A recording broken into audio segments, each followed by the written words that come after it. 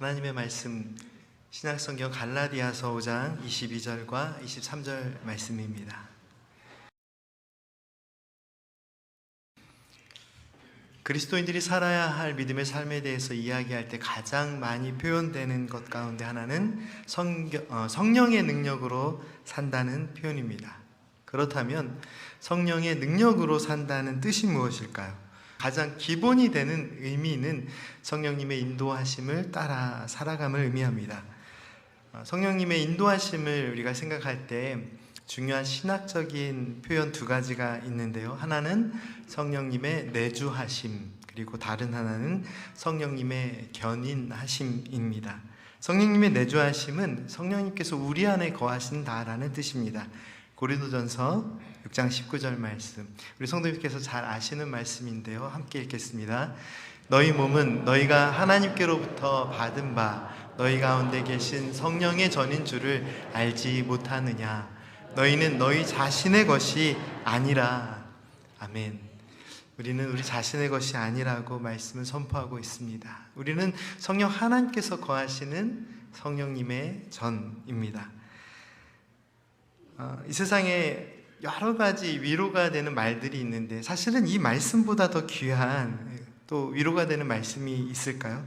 성령님께서 우리 안에 거하신다. 우리 한 사람 한 사람이 성령님께서 거하시는 성령님의 집, 성령님의 전이 된다. 얼마나 감사한 이야기입니까?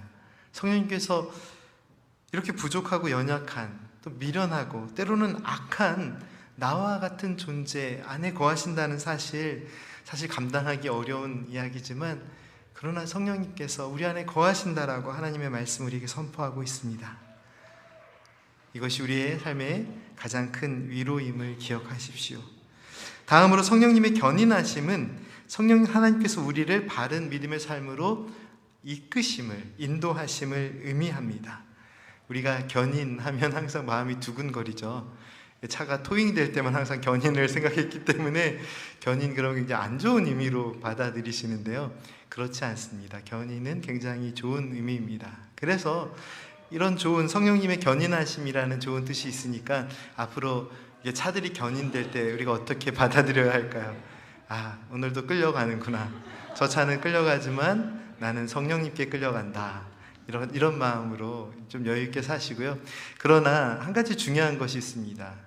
내 차가 끌려가면 어떻게 해야 될까요? 당장 달려가셔야 됩니다. 얼른 가셔서 막으시고요. 그 이후에 하나님의 인도하심을 또 생각하셨으면 좋겠습니다. 지난 시간들을 통해 나누었듯이 성령 하나님은 우리를 진리이신 예수 그리스도께로 인도하시는 진리의 영이시며 우리 생명 대신 예수님께로 인도하시는 생명의 영이 되십니다. 성령 하나님 우리를 하나님의 사랑의 현존, 하나님의 구원의 현존이신 예수 그리스도께로 견인하시는 은혜의 성령님이십니다. 그래서 성령 하나님의 역사하심, 인도하심을 기억할 때 이 핵심이 되는 두 가지 이해. 첫째, 성령님의 내주하심, 즉 성령님께서 우리 안에 거하시고, 둘째, 성령님의 견인하심, 즉 예수님을 믿는 바른 믿음으로 이끄시고 하나님의 구원의 은혜로 이끄시는 그 이해를 잊지 마시기 바랍니다. 오늘 본문 말씀은 성령께서 우리 안에 거하시고 그리스도 예수 안에서 우리를 구원의 은혜로 이끄실 때 믿음의 삶에 나타나는 은혜 열매들이 무엇인지를 우리에게 가르쳐 주십니다. 본문 말씀을 다시 한번 읽겠습니다. 오직 성령의 열매는 사랑과 희락과 화평과 오래 참음과 자비와 양선과 충성과 온유와 절제니 이 같은 것을 금지할 법이 없느니라. 아멘. 갈라디아서 5장 말씀은 성령의 열매를 이해함에 있어서 세 가지 중요한 이해를 주고 있습니다. 첫째로 성령의 열매는 성령 하나님의 인도하심을 따라 살아갈 때 성령의 능력으로 맺어지는 열매입니다.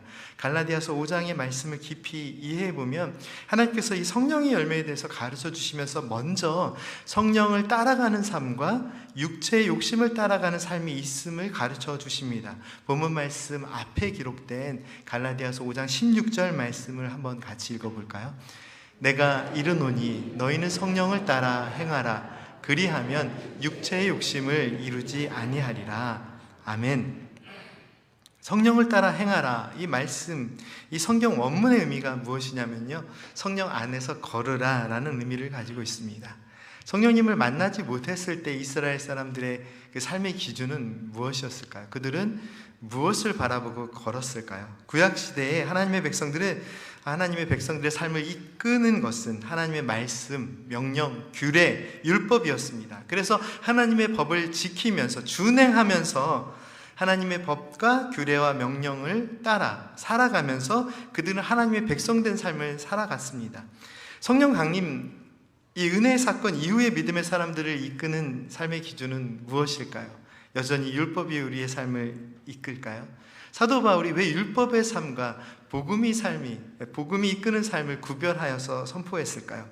율법을 준행하고 따르는 삶을 넘어서 성령 하나님께서 인도하시는 삶, 성령 하나님께서 우리 안에 함께 하시면서 성령 하나님께서 인도하시는 그 삶의 방향, 율법을 열심히 지키지만 그 율법을 따라서는 예수님을 만날 수가 없었던 것이 유대인들의 모습이었습니다. 그렇죠?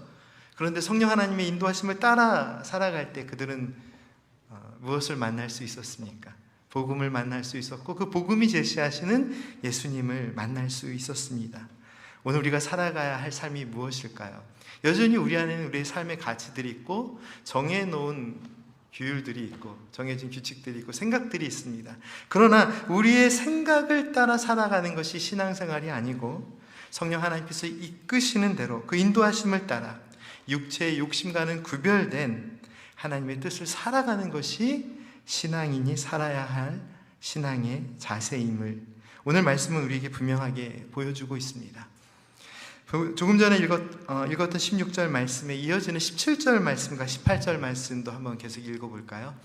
육체의 소욕은 성령을 거스르고 성령은 육체를 거스르나니 이 둘이 서로 대적함으로 너희가 원하는 것을 하지 못하게 하려 함이라.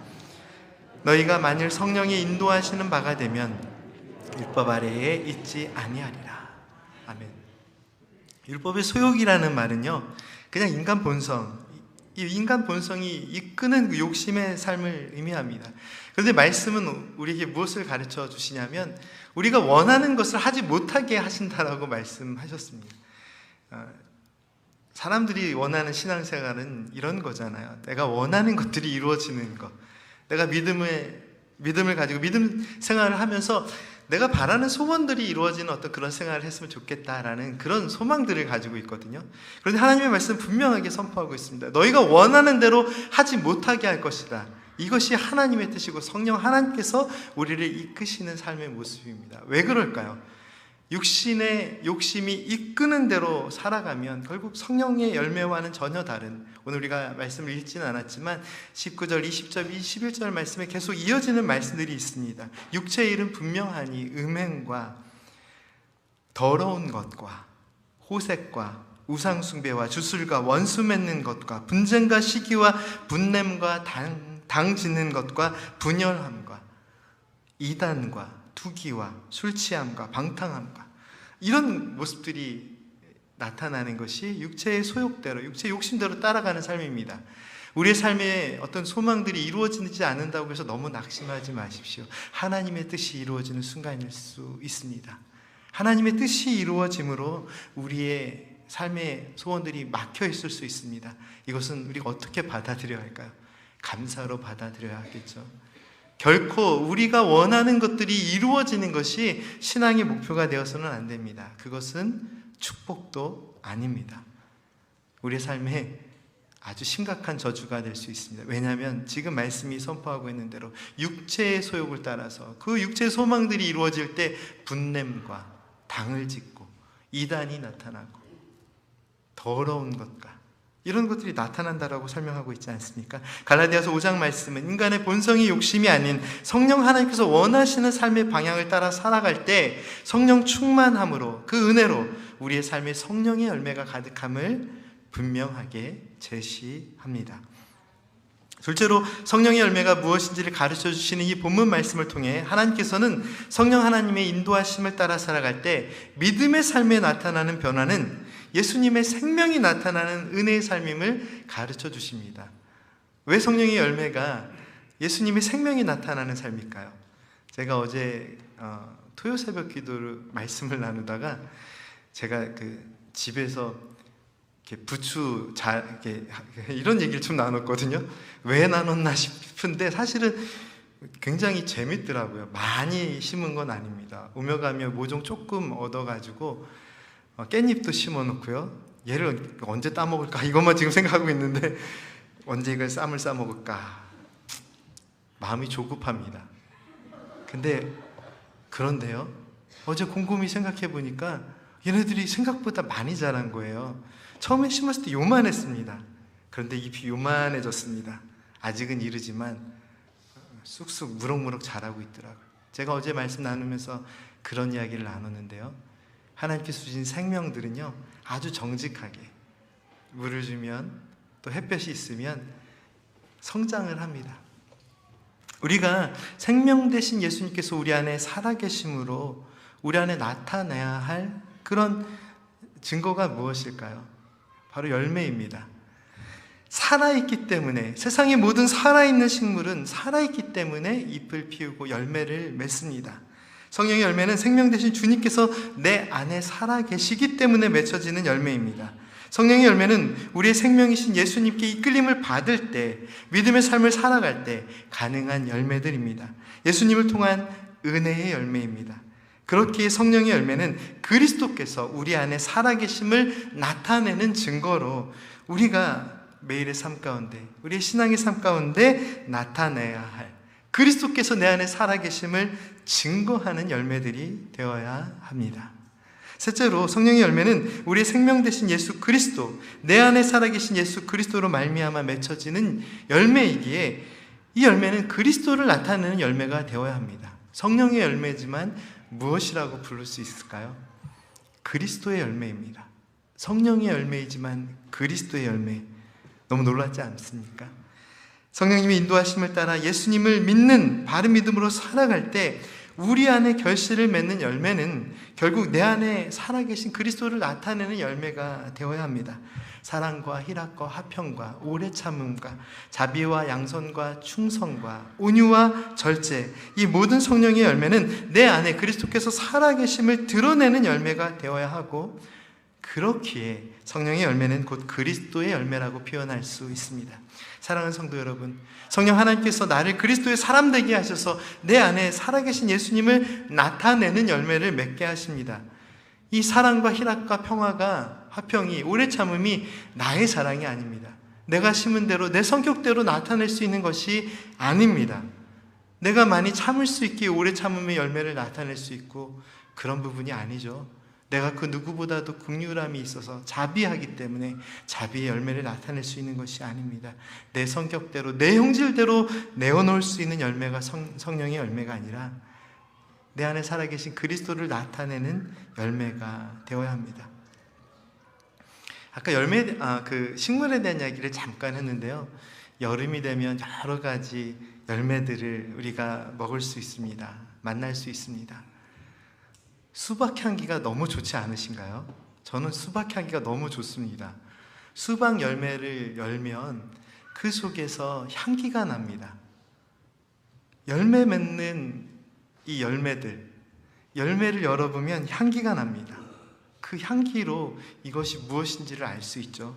고린도후서 2장 14절 말씀 한번 같이 읽어볼까요? 항상 우리를 그리스도 안에서 이기게 하시고 우리로 말미암아 각처에서 그리스도를 아는 냄새를 나타내시는 하나님께 감사하노라. 성령의 열매는 그리스도를 믿는 믿음 안에서 그리스도를 통해 하나님의 구원과 사랑과 은혜를 누리는 열매이기에 그리스도의 향기가 나타나야 합니다. 우리의 삶의 목적이 사실 다른 것이 될 수 없습니다. 가장 중요한 건 나의 삶을 통해서 예수님의 향기가 나타나는 것, 이것보다 귀한 삶의 목적이 있을까요? 오늘 본문 말씀은 성령의 열매는 사랑과 희락과 화평과 오래 참음과 자비와 양선과 충성과 온유와 절제라고 선포하고 있는데, 이 열매들이, 이 성령의 열매가 익어갈 때, 성령의 열매가 맺혀질 때 우리의 삶에 나타나야 하는 향기와 열매와 모습들이 무엇일까요? 그리스도의 향기, 그리스도를 닮은 삶, 그리스도의 성품, 모든 성령의 열매를 통해서 그리스도께서 드러나는 그런 은혜 열매가 되어야 하지 않을까요? 주님의 제자들의 삶의 그 모습, 그 삶의 변화들을 한번 생각해 보겠습니다. 각자 다른 성격과 삶의 배경을 가진 제자들이 주님의 부르심을 받아 제자가 되었습니다. 그리고 그들은 어떻게 되었을까요? 예수님의 제자들은 어떻게 되었을까요? 여전히 다른 생김새와 특징과 배경과 능력을 가진 사람들이었습니다. 모두 다 똑같이 말하고 똑같이 말 잘하고 똑같이 키 크고 그런 모습은 아니었습니다. 그런데 그들은 예수님과 오랜 시간 함께하면서 그리고 결정적으로 십자가의 사랑을 경험하고 부활의 능력을 경험하면서 그들은 이 세상 가운데 예수님의 사랑을 전하는 제자들이 되었습니다. 예수님께서 주신 기쁨을 나타내는 제자들이 되었고 예수님께서 주신 평안을 전하는 제자들이 되었습니다.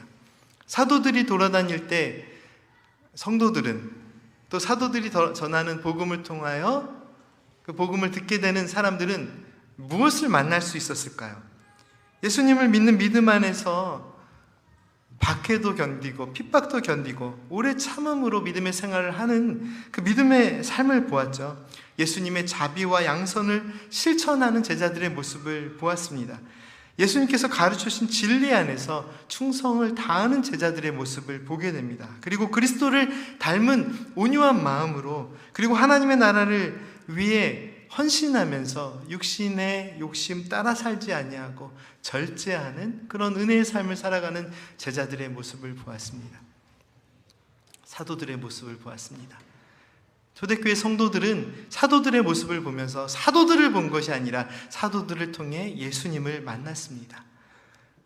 초대교회 성도들은 사도들을 믿은 것이 아닙니다. 그들이 전하는 복음을 통하여서 그들이 전하는 하나님의 사랑과 그들의 삶을 통하여 느껴지는 자비와 양선과 충성과 온유와 절제를 통하여서 매일매일 예배를 드리면서 예수님을 만날 수 있었습니다. 예수님의 제자들과 사도들의 특징이 무엇일까요? 오직 예수님 때문에 변화된 삶을 살았던 사람들입니다. 그들의 삶을 통해서 나타났던 성품은 그리스도의 성품입니다. 재미있는 건요, 성격이 완전히 변했을까요? 남아있었겠죠. 생각도 남아있고 삶의 특징도 남아있고 배경도 남아있고 자신이 가지고 있는 모든 것이 다 그대로 남아있었습니다. 그런데 그들의 삶을 통해서 드러나는 은혜의 열매는 예수 그리스도, 예수님을 나타내는 은혜의 열매였습니다. 이것이 중요합니다. 신앙생활 10년 하고 20년 하고 30년 하고 여전히 우리 안에 변하지 않는 나의 모습이 남아 있습니다. 우리가 나타내야 할 삶의 모습이 무엇입니까? 우리가 나타내야 할 열매가 무엇입니까? 혹시 이런 이야기 들어보셨나요? 유튜브나 기사에서도 많이 나오는 이야기인데 한 교회에서 그날은 새로운 담임 목사가 부임하기로 되어 있는 날이었습니다. 그래서 많은 사람들이 기대를 가지고 성전에서 예배를 드리기 위해 준비하고 있는데 새로운 담임 목사가 나타나지 않았습니다. 그런데 그날 이렇게 또 좋은 날 평상시에 없던 한 존재가 있었는데요. 예배실을 들어오는데 아주 악취를 풍기는 노숙인 한 사람이 그 성전 앞에 있었습니다. 근데 어느 순간 이 악취가 성전 안에도 퍼지기 시작했습니다. 주위를 둘러봐 보니까 성전 바깥에서 구걸을 하던 그 사람이 어느 순간 성전 안에 들어와 있었습니다. 많은 사람들이 불쾌한 표정을 내어놓았고 그래서 안내를 쓰시는 분이 예배를 위해서 또 성도님들을 위해서 정중히 부탁합니다. 오늘 예배 함께 하셔서 감사합니다. 그런데 좀 뒤에서 예배를 드려주시면 좋겠습니다 라고 그렇게 얘기를 했습니다. 이 사람이 저 뒤에서 예배를 드리기 위해 준비하고 있었습니다. 예배가 시간이 가까우자 장로님 한 분이 나오셔서 오늘은 새로 부임하신 목사님과 함께 예배를 드리는 날입니다. 새로운 부임한 목사님을 소개하겠습니다. 눈치 다 채시는 표정인데 그러자 누가 나타났을까요? 저 뒤에서 그 악취를 풍기던 그 사람이 앞으로 걸어 나왔다고 합니다. 많은 성도들은 그 모습을 보면서 자신의 모습에 대해서, 자신의 생각에 대해서 부끄러워하고 회개하는 시간을 가졌다고 합니다. 참 은혜로운 이야기이기 때문에. 근데 제가 이 박사과정을 하면서 제일 중요한 건 표절입니다. 그리고 잘못된 이야기를 전하는 것이 늘 마음에 걸리기 때문에 너무 은혜가 되는 이야기여서 이 이야기가 어디에 있는 이야기일까를 찾아보았습니다. 사진도 있고요, 교회 이름도 있고 목사님 이름도 있는데 기록이 없습니다. 알고 봤더니 이 이야기는 잘 만들어진 이야기라고 합니다.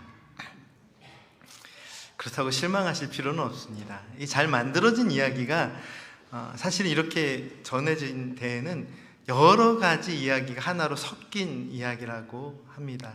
실제로 어떤 목사님은 부임하기 전에 5일 정도 노숙이 있는 체험을 하고 그 체험을 가지고 말씀을 전하기도 했다고 합니다. 또 한국에서도 아마도 이 이야기 때문에 누군가 그렇게 실천했던 것 같은데요. 한 전도사님이 청년부를 담당하면서 그 교회 앞에서 분장을 했는데 진짜 같이 분장을 했어요. 이렇게 얼굴 트고 막 이런 게. 나중에 경찰도 오고 막 이렇게 하는데 갑자기 예배 시간이 되는데 그 노숙인이 나타나고 자세히 보니까 우리 전도사님인 거예요. 그러니까 청년들의 눈에 눈물이 글썽글썽 하더라고요.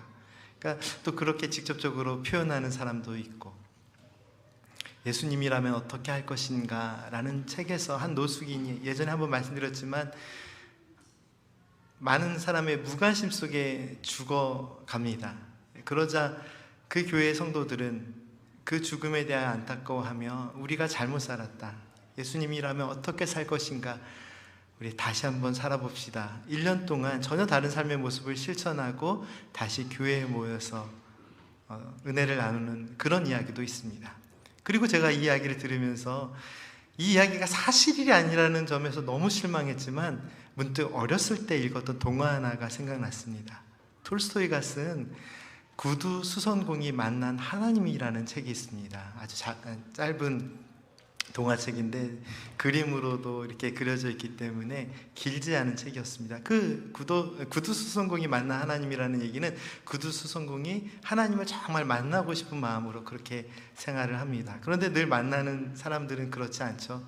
나타나서 불평하고 또 이런저런 모습의 사람들을 만납니다. 나는 참 우리 예수님을 만나면 좋겠는데, 나는 하나님을 만나면 좋겠는데, 늘 하루가 지났을 때 먼저 실망을 하게 됩니다. 하나님을 만나지 못했다는 생각에.